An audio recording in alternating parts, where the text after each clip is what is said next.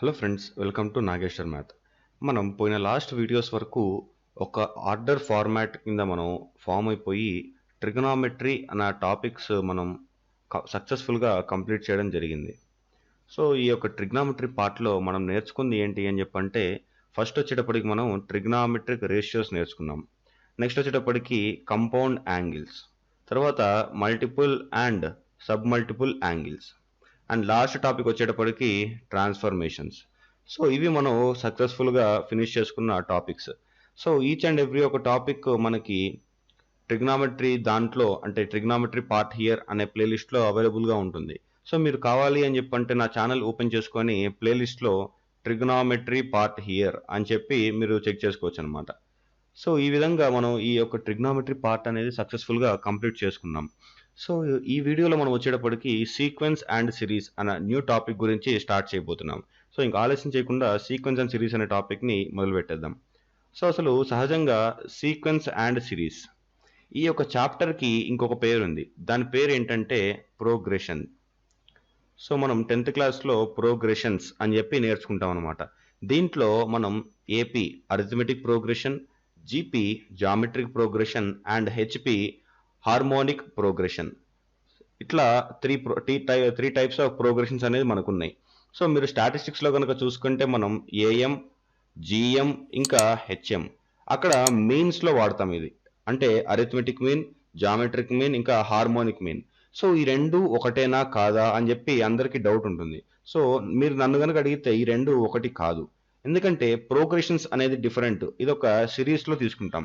అదే మీన్ అనుకోండి, దానికి సిరీస్ లాగా ఉండదు, అంటే సీక్వెన్స్ ఉండదు. కొన్ని నెంబర్స్ ఇస్తారు, వాటికి మనం మీన్ తీసుకుంటాం. అది గ్రూప్ డేటా కానివ్వండి, అన్గ్రూప్డ్ డేటా కానివ్వండి. సపోజ్ ఇప్పుడు 0 to 10, 10 to 20, ఇట్లా 30 to 40 ఇట్లా సమ్ అన్గ్రూప్డ్ డేటా ఇస్తారు. గ్రూప్డ్ డేటా కింద 0, 1, 2, 3 అట్లా సో ఆన్ 5 అలా ఇచ్చుకుంటూ వెళ్ళారనుకోండి. సో ఇట్లా డేటా మనకి ఇస్తారు కాబట్టి వీటి మధ్య మీన్స్ కనుక్కుంటాం. సో అప్పుడు మనం అరిథమెటిక్ మీన్ అని, జామెట్రిక్ మీన్ అని, హార్మోనిక్ మీన్ అని అట్లా డిఫరెంట్ క్లాసిఫై చేసుకుంటాం. సో ఇక ఈ సీక్వెన్స్ అండ్ సిరీస్ అన్న టాపిక్ అంటే ప్రోగ్రెషన్స్కి వచ్చేటప్పటికి మనకి ఫస్ట్ నేర్చుకోవాల్సిన పదం ఏంటయ్యా అని చెప్పంటే సీక్వెన్స్. సో అసలు సీక్వెన్స్ అంటే ఏంటి, ఈ ప్రోగ్రెషన్స్ అనే టాపిక్కి సీక్వెన్స్ అండ్ సిరీస్ అనే పేరు ఎందుకు పెట్టారు ఏంటి అని చెప్పి తెలుసుకోవాలి ఫస్ట్ మనం.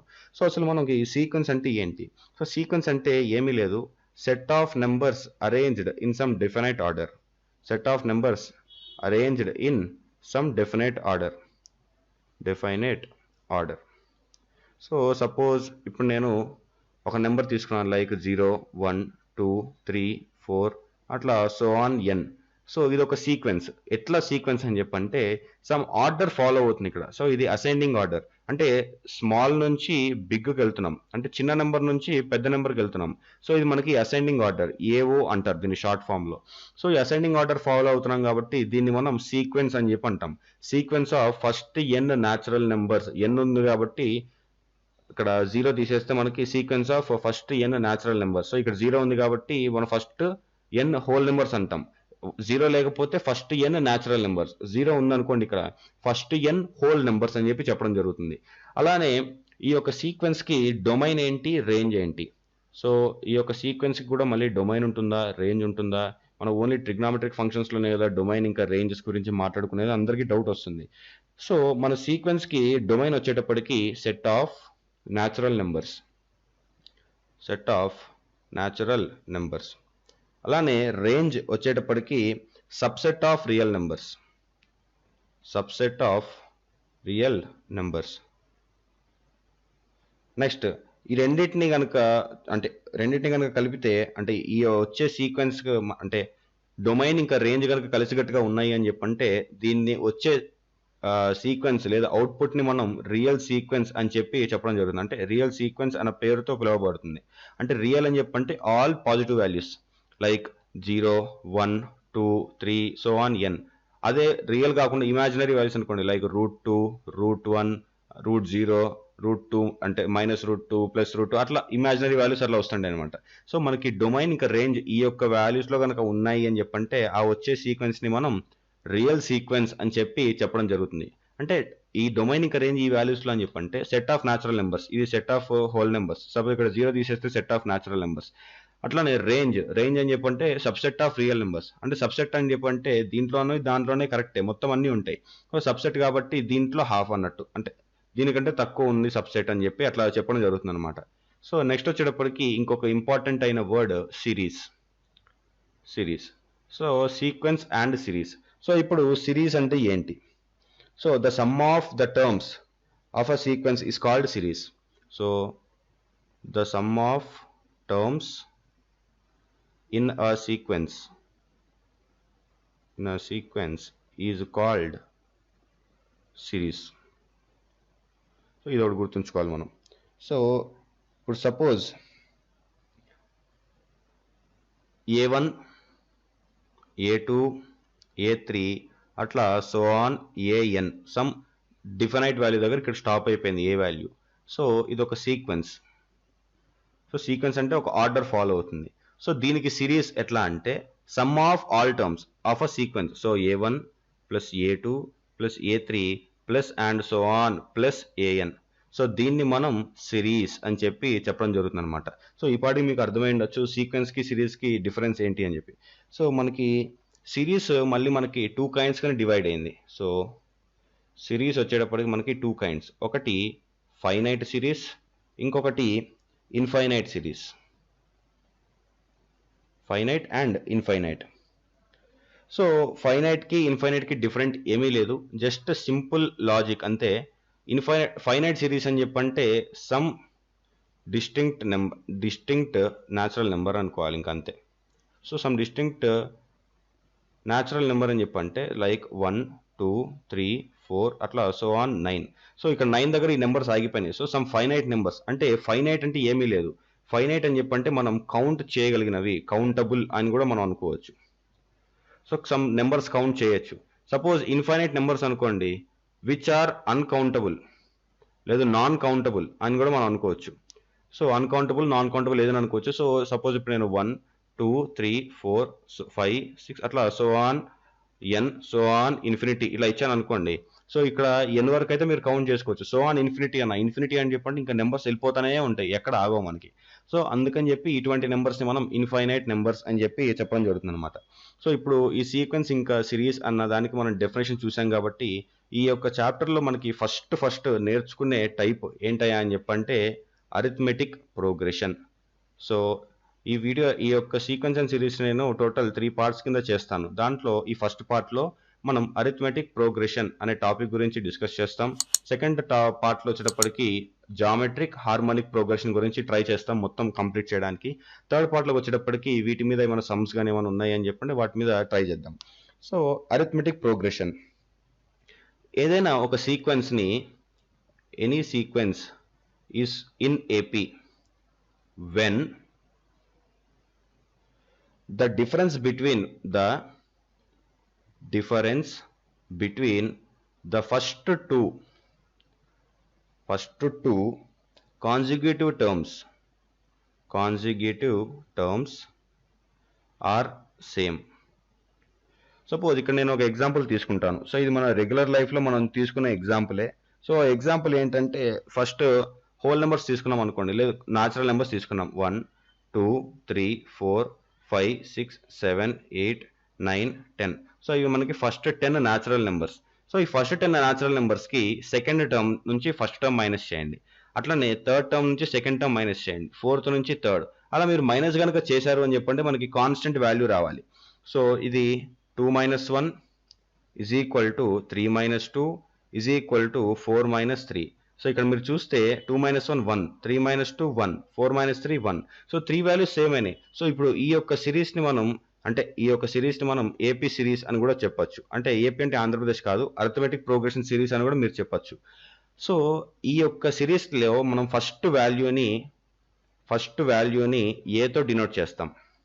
సో ఈ ఫస్ట్ వాల్యూ ఈ 1 ఉంది కదా, ఈ 1ని మనం ఏతో డినోట్ చేస్తాం అనమాట. సో ఫస్ట్ టర్మ్ని మనం ఏతో డినోట్ చేస్తాం. అండ్ ఈ డిఫరెన్స్ తీసుకున్నాం చూడండి, 2 - 1 3 - 2 4 - 3, ఈ డిఫరెన్స్ని మనం డీతో డినోట్ చేస్తాం. దీన్నే మనం కామన్ డిఫరెన్స్ అని కూడా చెప్పడం జరుగుతుంది అనమాట. దీన్నే మనం common difference. So first term a అనేది మనకి ఫస్ట్ టర్మ్ అండ్ డి అనేది మనకి 2 కాంజిక్యూటివ్ నెంబర్స్ మధ్య కామన్ డిఫరెన్స్. సో ఈ రెండు మనం గుర్తుంచుకోవాలి. సో ఇప్పుడు ఈ యొక్క సిరీస్ మనకి ఏ ఫామ్లో ఉంటుంది అని చెప్పంటే ఫస్ట్ టర్మ్ ఏ కామా ఏ ప్లస్ డి కామా ఏ ప్లస్ 2d కామా ఏ ప్లస్ 3d ప్లస్ అంటే comma and so on. So మీరు లెఫ్ట్ సైడ్ కనుక చూసుకున్నారు అంటే ఏ మైనస్ 2d కామా ఇక్కడ కూడా సో ఆన్, ఇక్కడ వెనక ఎన్ని వాల్యూస్ ఉంటాయి ఏ మైనస్ డి కామా ఏ ప్లస్ డి కామా ఏ ప్లస్ 2d కామా అట్లా ఇంకా సో ఆన్ వాల్యూస్. సో ఇది మనకి సిరీస్ ఈ ఫామ్లో కనుక ఉంది అని చెప్పంటే దీన్ని మనం arithmetic progression, so arithmetic progression follow అవుతుంది, ఈ యొక్క సిరీస్ అరిథ్మెటిక్ ప్రోగ్రెషన్ని ఫాలో అవుతుంది అని చెప్పి మనం చెప్పొచ్చు అనమాట. అంటే ఈ సీక్వెన్స్ అనేది మనకి అరిథ్మెటిక్ ప్రోగ్రెషన్లో ఉంది. So this sequence is in arithmetic progression అని చెప్పి మనం చెప్పుకోవచ్చు అనమాట. సో ఇప్పుడు ఇట్లా మనం తెలుసుకుందాం. సో ఇప్పుడు general term of AP. So ఏ ఒక్క ప్రోగ్రెషన్కైనా కానీ సమ్ జనరల్ టర్మ్ ఉంటుంది. సో జనరల్ టర్మ్ని మనం nth టర్మ్ అని కూడా అనుకోవచ్చు. So general term of an AP. So let a be the first term. So మీ ఇందాకే చెప్పాను నేను, ఏ అనేది మనకి ఫస్ట్ టర్మ్ అండ్ డి అనేది మనకి కామన్ డిఫరెన్స్. సో ఇవి మనకి కాన్స్టెంట్గా ఉంటాయి. సో జనరల్ టర్మ్ దీన్ని కూడా మనం nth టర్మ్ అని కూడా అనొచ్చు.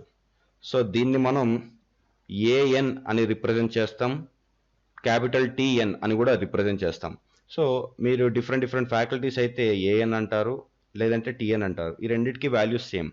AN is equal to A plus N minus 1 times of D. ఇది మనకి nth టర్మ్. అట్లానే మనకి general term. So nth term ఈ యొక్క టాపిక్ మనకి ఎలా వచ్చింది అంటే, సో ఇక్కడ నేను సమ్ ఎగ్జాంపుల్స్ తీసుకుంటాను. సపోజ్ నేను సెట్ ఆఫ్ న్యాచురల్ నెంబర్స్ తీసుకున్నాను, లైక్ లేదంటే ఒక సిరీస్ తీసుకున్నాను లైక్ A1 A2 A3 అట్లా సో ఆన్ ఏఎన్. సో ఇప్పుడు ఈ మొత్తానికి నేను జనరల్ టర్మ్ అంటే ఈ లాస్ట్ టర్మ్ nth టర్మ్ కనుక్కోవాలి. సో nth టర్మ్ ఎలా కనుక్కోవాలి అని చెప్పంటే అప్పుడు ఈ ఫార్ములా యూజ్ చేస్తాం. AN is equal to A plus N minus 1 times of D. So ఈ విధంగా మనం ఈ యొక్క సమ్స్ని ఈజీగా సింపుల్ మేనర్లో చేయడం జరుగుతుంది అనమాట. సో నేను ఒక ఎగ్జాంపుల్ తీసుకుంటాను. 1 2 3 4 5 6 7 8 9 10. సో ఇక్కడ ఈ 10th వాల్యూ నేను కనుక్కోవాలి ఏఎన్. సో నేనేం చేస్తాను, ఏఎన్ ఈజ్ ఈక్వల్ టు ఏ అంటే 1 ప్లస్ 2 మైనస్ 1 అంటే డి వాల్యూ మనకి 1, ఎన్ ఎంత టోటల్ మనకి 10. So 10 minus 1 times of D మనకి 1. So AN is equal to ఎంత 1 plus 9 that is equal to 10. So మీరు చూసారా ఈ 10 సేమ్. అంటే నేను ఇక్కడ ఏం చేశాను అని చెప్పండి, ఈయనకి ఏమైనా పిచ్చెక్కిందా ఏంటి, ఇక్కడ 10 ఉంది మళ్ళీ ఎంత టర్మ్ కనుక్కుంటున్నాడు ఏంటి అంటే లాస్ట్ టర్మ్ కనుక్కుంటున్నాడు మీరు అనుకోవచ్చు. కానీ ఇక్కడ సపోజ్ ఇక్కడ 10 ప్లేస్లో ఎక్స్ ఇచ్చారనుకోండి, అప్పుడు మీరు ఏం చేస్తారు, ఎక్స్ ఈజ్ ఈక్వల్ టు ఇది లాస్ట్ టర్మ్ కాబట్టి ఏ వాల్యూ మనకి 1 ప్లస్ ఎన్ టోటల్ ఎన్ని టర్మ్స్ మనకి 10 minus 1 times of D common difference ఎంత మనకి 1. So X is equal to 1 plus 10 minus 1 9. So X is equal to 10 అని చెప్పి రాసేస్తాం. సో ఇక్కడ ఈ 2 వాల్యూస్ సేమే. అంటే ఈ nth టర్మ్ అంటే ఏంటి, లాస్ట్ టర్మ్. ఈ లాస్ట్ టర్మ్ ఈ టర్మ్ రెండు ఒకటే ఈ ఫార్ములాతో అని చెప్పి నేను ప్రూవ్ చేయడం జరిగింది అనమాట ఈ యొక్క ఎగ్జాంపుల్ తీసుకొని. అట్లానే ఇప్పుడు కొన్నిసార్లు ఏం చేస్తారని చెప్పంటే మనకి ఎల్ అనేది మనకి లాస్ట్ టర్మ్ అండ్ డి అనేది మనకి కామన్ డిఫరెన్స్. సో దీన్ని నేను ఇంకా వచ్చే వీడియోస్లో ఏపీ గురించి డిస్కస్ చేస్తే సిడి అని చెప్పి రాయడం జరుగుతుంది. So common difference. So mth term from the end. So ఇక్కడ మీరు చూస్తే nth టర్మ్ m రెండు డిఫరెంట్. nth టర్మ్ అనేది మనం స్టార్టింగ్ నుంచి తీసుకుంటాం, ఇక్కడ mth టర్మ్ అనేది మనం ఎండింగ్ నుంచి తీసుకుంటాం. సో ఏమీ లేదు టీఎం డాష్, దీన్ని మనం టీఎం డాష్ లేదంటే ఏఎన్ డాష్ అని కూడా అనొచ్చు. AM dash is equal to L అనేది last term minus M minus 1 times of D. ఇది కూడా ఈ యొక్క ఫార్ములా కూడా మనం జాగ్రత్తగా గుర్తుంచుకోవాలి. సో ఒక ఎగ్జాంపుల్ చేద్దాం ఏపీ మీద.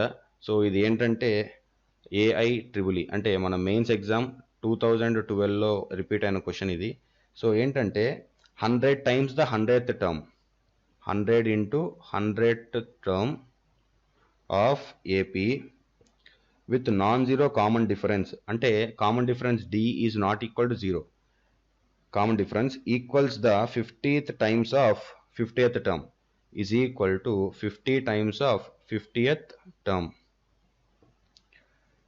Find 150th term. Find 150th term. వాళ్ళు మనకి ఏమి ఇచ్చారు, 100 times the 100th term of an AP is equal to 50 times of 50th term. Suppose మనకి nth టర్మ్ అంటే మనం ఏం చేస్తాం, a plus n minus 1 times of d. Suppose ఇక్కడ n మనకి 100 అయింది అనుకోండి, మనం ఏం చేస్తాం, 100 is equal to a plus 100 minus 1 times of d. So ఇది మనం చేసే పద్ధతి. అట్లాగనే మనకి ఇప్పుడు 100 is equal to a plus 100 minus 1 times of d. So 100 is equal to a plus 99d.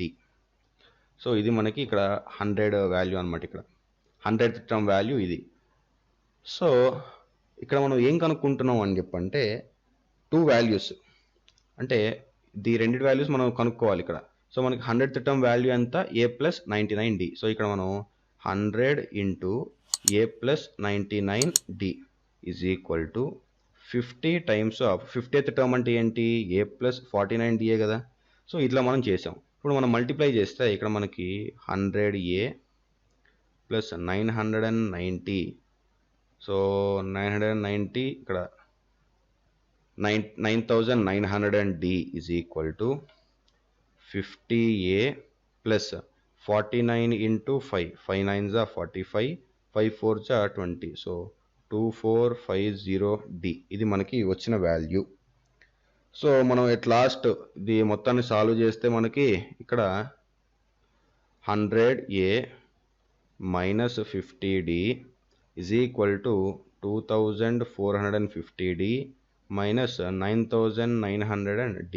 So ఇక్కడ మనకి ఇక్కడ 50a, సో మనకి 50a is equal to మనకి 9900 minus 2050, 0 5 and 8 minus 4 4, 9 minus 2 7, 7450 times of d.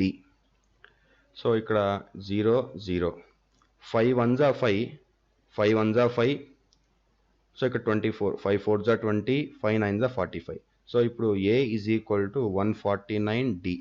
So ఇటు ఇక్కడ minus ఉంది, so ఇక్కడ మనకి మైనస్ కాబట్టి మైనస్ 149d. సో ఆ మైనస్ ఇటు వస్తే ప్లస్ అవుతుంది, a plus 149d is equal to 0. So a plus 149d is equal to 0. So వాళ్ళు మనం ఏం కనుక్కోమన్నారు, 150th term. So 150th term అంటే ఏంటి, a ప్లస్ 150 మైనస్ 1, 149d కదా. సో మనకి 149d ఆన్సర్ ఎంత, 0. సో ఈ విధంగా మనం ఈ nth టర్మ్ వాల్యూస్ని యూజ్ చేసుకొని సింపుల్గా సమ్స్ సాల్వ్ చేసుకోవాలి. ఓకే ఫ్రెండ్స్, ఈ వీడియో కనుక మీకు నచ్చినట్టయితే లైక్, షేర్, ఇంకా కమెంట్ చేయండి. మరిన్ని ఇంట్రెస్టింగ్ వీడియోస్ కోసం ఛానల్ని సబ్స్క్రైబ్ చేసుకోండి. వచ్చే వీడియోస్లో మనం ఈ అరిథమెటిక్ ప్రోగ్రెషన్ అనే టాపిక్ మీద sum of n terms of AP, ఇంకా properties of sum arithmetic progression, ఇంకా కొన్ని extra topics related to this arithmetic progression గురించి డిస్కస్ చేసుకుందాం.